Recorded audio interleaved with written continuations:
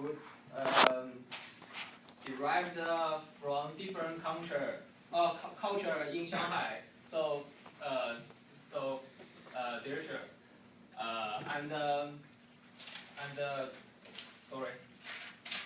And this is Shanghai famous local snacks. This is Nanxiang steam stuffed bun, and this is fried stuffed bun. And this is my favorite food, Wencheng. This is small dumplings, and they are very famous. They are very good, popular and famous in Shanghai.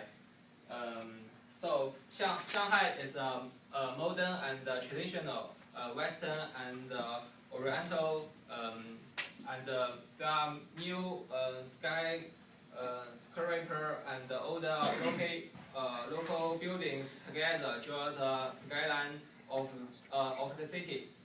Eating anywhere in Shanghai can be so tasty and tasty that words do not justice. So welcome to Shanghai. Thank you, Xi. And now we're going to have Ryan talk about Maldives.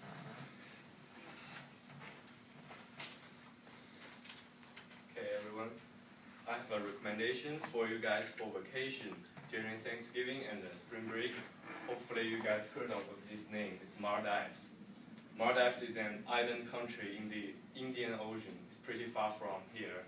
And according to the official website of Maldives, the Maldives it is consisted of 1,200 small coral islands, and the capital city is Malé, and Malé is the only city has an international airport. Okay, since the industrial revolution, the sea level is increasing. It is said that the Maldives will be totally flood in 50 years. So before that, let's have a look of Maldives with my experience first. Okay. And first day we took the seaplanes to a island called Yirufushi.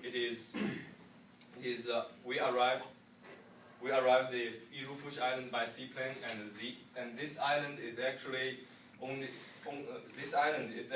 managed by Hilton Hotel Company, and the owner of the island just ran the whole island to Hilton Company, and so we can use dollars and like enjoying all Western style like vacation in the island. And secondly is I'm going to talk about the food on the island. Okay, and this is the Thailand, Malaysia, Japanese and Chinese restaurant. The Thailand food is pretty much spicy, but it's good. And Japanese are pretty much sushi and seafood. And I don't want to talk too much about Chinese food because I don't think it's real Chinese food. And secondly,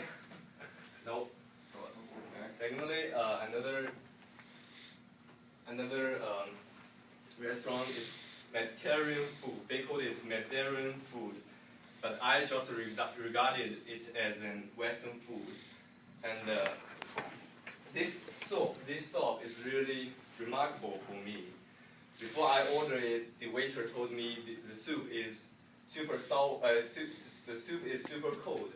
It's totally cold, and I think I can handle it.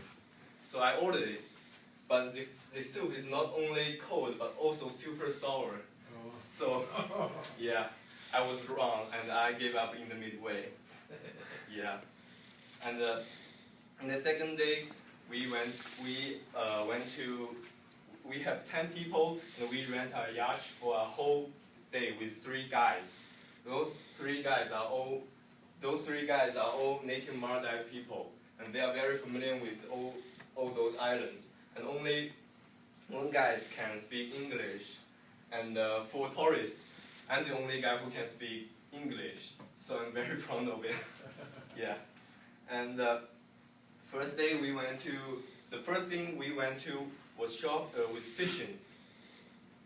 We were fishing in a small bay, and we just sat on the edge of the yacht and hold a string, but only none of us got a fish. Only our guide got one.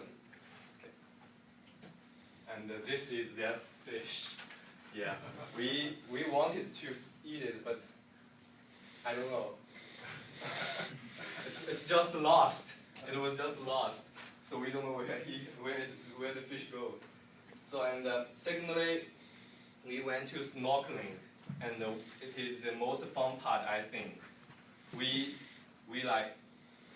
went to a totally wild island, and we stopped our yacht like near to the island, and we wore life jacket and other equipment, follow our guide to jump into the sea, and the view on the sea and the coral were really amazing, and our guide just dived very deep, and he drove all the turtles from their holes, and so that we can see those turtles. Yeah, and secondly, we went to a native Maldive island. We went to a native Maldive island. We visited native schools and native villages. See, these are native Maldive people. They look like Indians. Yeah. And the last activities was calling dolphin. When we finish our visiting on native Maldive island, it is almost the evening, but we still want to calling diving, and we use many sticks beat the yacht, and shout a lot, just makes a lot of noise, and this noise will really attract dolphins, and they will just swim ahead of your yacht, and it was really fun. And I believe that dolphins will respond to humans. If you call dolphins, they will really come. And in the last day of our trip, we went to Malé. The capital city of Maldive Island, and those yachts are all Maldive presidents. And I don't know, he is very rich. I don't know. All of those 4 yachts. Okay, next. And this is Maldive president's house. And those running guys are actually Maldive militaries. Okay. Yeah. And we also visited Maldive. Maldive is a Muslim country, so we also visited a Muslim temple. And many people gathered in this temple, and we just walk along there because we have no idea about Muslims. Okay, and Maldives is a Muslim country, but most islands will rent to hotel groups like Hilton. So you can use US dollars on the island. And secondly, Maldive senators held first undersea meetings. So they did this action to calling people to make attention on global warming, because Maldives probably will be totally flooded like in 50 years. So just be attention. Okay, thank you. All right, thank you, Ryan. And then now I'm going to turn the floor over to Brent, who's going to talk about his country, New Zealand. All right. So for my trip, we head down to the southern hemisphere to a very beautiful country called New Zealand. They have great wildlife, a bunch of fun activities to do, and just a beautiful landscape to visit. So I did most of my research on a website called tournewzealand.org. It's a great tour site, helps you out if you want to plan a tour. So the first thing to talk about is wildlife. This is a picture of a kiwi. It's their national animal, or their national bird. Basically a little fur ball with a head and 2 feet and a beak. One of the activities there,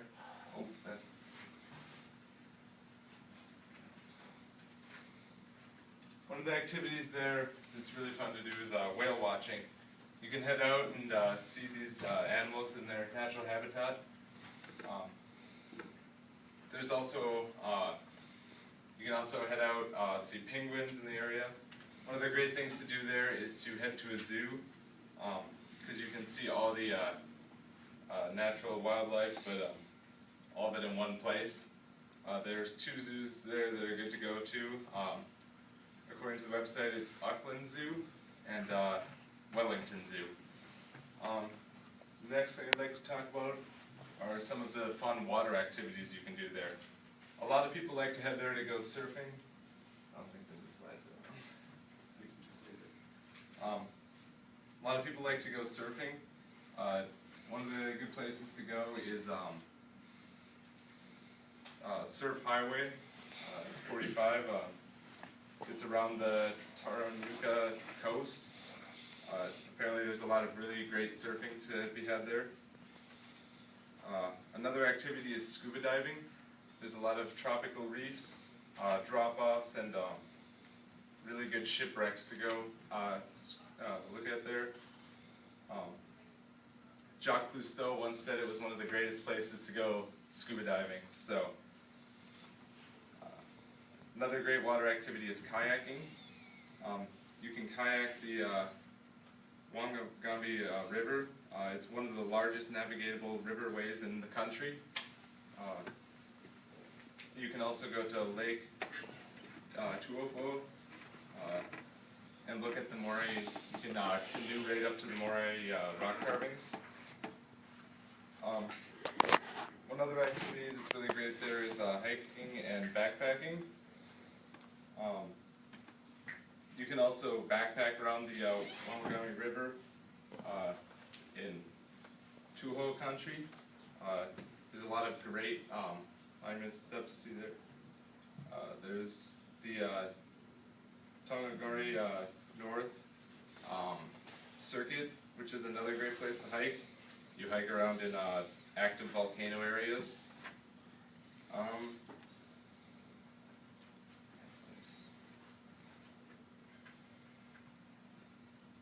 Okay. Another great activity to do there is you can take tours for to go see like the Shire, because all of the shooting for the Lord of the Rings movies was done there in the beautiful countryside. You can head over to see Hobbiton and the Shire is all set up. You can also go out and see all the other great film sites they have for Lord of the Rings. And this concludes my presentation on New Zealand. Now I hope you know a little more about some of the activities you can do there, some of the great sights to see. Turn it over to Gino. All right, thank you, Brent. I'm going to be talking about Iceland, so I'm going to start off with a quote from IcelandNaturally.com. It's a very reputable source because it talks about tourist information there, and it's Icelanders enjoy a sophisticated European culture based on an age-old traditions. The mix of ancient ways with new ideas with parts of Iceland is so special. By nature, Icelanders follow a live and let live mentality. We're pretty laid back, and open-minded. The variable weather also helps highly flexible with the outdoors, and they like to have fun in every season. So Iceland's a very fascinating country. It has a unique culture, amazing landscape, and many different activities to do there. So I'm going to be talking about the culture or the food first. So the Icelanders have a very they're very proud of their fresh waters, their fresh food. Everything's organic. They say long before organic, long before free range, long before artisanal. So they say that everything's homemade, fresh, and that's a really big part of their culture is food. So they're really big into fishing as well. And they say everything's 100% Iceland. So the art museum, art is huge there. There's many galleries all around the city, especially Reykjavik, the capital. And there's many museums to go there. They say it's very special.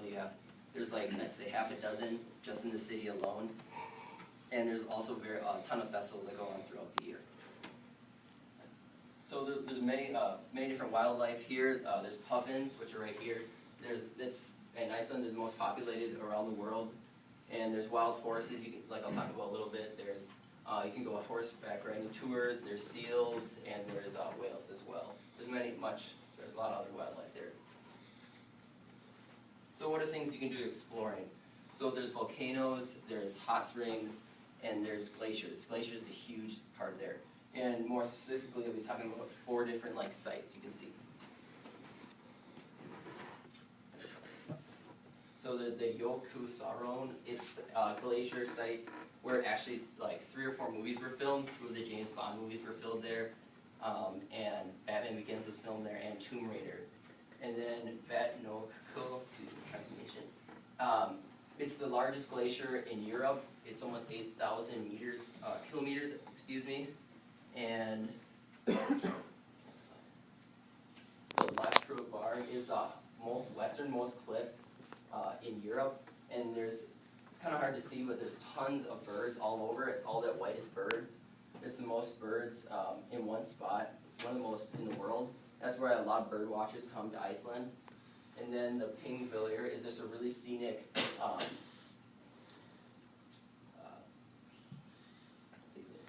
it's a very scenic area to go and visit. And then many activities you can do. You can go on Segway tours. You can go snowmobiling, obviously in the winter. White water rafting. You can go hiking. You can go explore caves. You can go snorkeling, jet boat riding, and you can go see the hot springs. So these are just a lot of activities. And then to go along with that, you can go horseback riding. So I mean, you take horses all over, and you go explore the countryside that way as well. And I have this video. It kind of just sums up, the seasons of Iceland, and it's a pretty cool to see how, spots like a certain area can change over time just due to the weather conditions.